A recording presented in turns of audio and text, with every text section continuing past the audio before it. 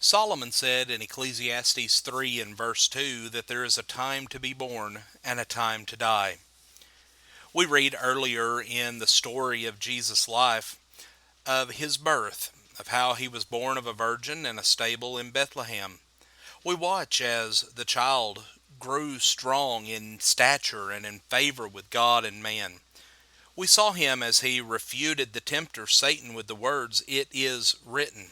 We followed him up the mountain and listened to him as he preached that memorable sermon. We've now followed him for over 3 years as he has taken step after step toward Calvary. We've listened to his lessons as he taught us about caring for those less fortunate. He taught us about being prepared, keeping our lamps filled with the oil of good works. He taught us how to pray, and he taught us about love. But we are yet to see the greatest example of love that this world has ever witnessed. We saw as he healed. The blind saw, the lame walked, the lepers were cleansed, the dead were raised, broken bodies and broken hearts. He healed them, and we witnessed all of this through the gospel account. But remember, he was also the Son of Man, subject to all the feelings and elements that shape a man's life. But then we come to time, that element by which a man is directed from the cradle to the grave. Sometimes a friend, sometimes not. But time for Jesus, as for all of us sooner or later, was running out. His personal ministry, not his mission, was drawing to a close.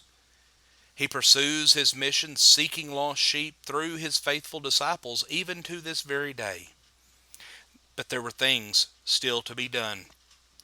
His ride from Bethphage into Jerusalem, the people honoring him and singing his praises. But in a few short days, these same people would be standing there crying, "Crucify him." But still, he had more lessons to teach. Then the Last Supper he would eat with his disciples. The institution of the memorial that would forever be a reminder to us of this tragic yet glorious event that was soon to take place. The one who dipped his hand with him into the dish even while he was negotiating to betray him to his enemies.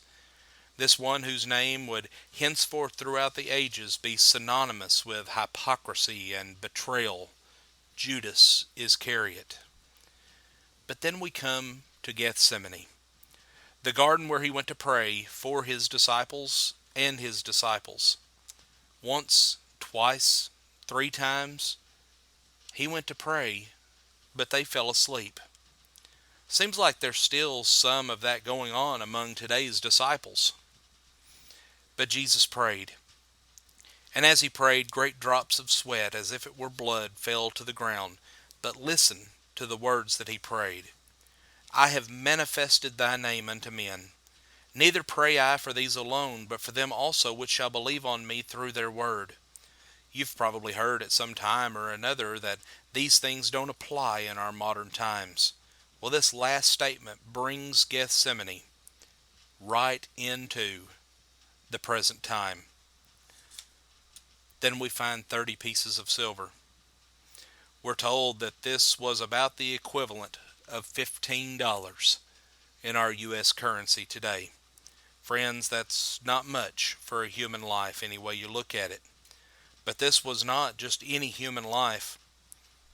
These two had been together for over 3 years. Judas had seen the miracles, had listened to Jesus' teaching, had witnessed his boundless compassion. Now he would betray him with a kiss for $15. Were such as this to happen today in our country, we would be outraged.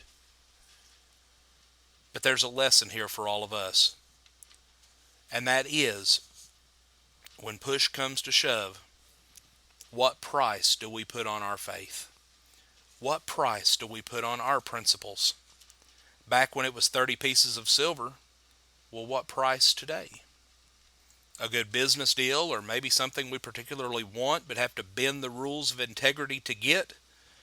The main difference now is when we engage in something of a questionable character, it is our own selves that we are betraying. But this great teacher was betrayed with a kiss. Friends, we thank you for joining us as we take one step closer to Calvary. Have a blessed day.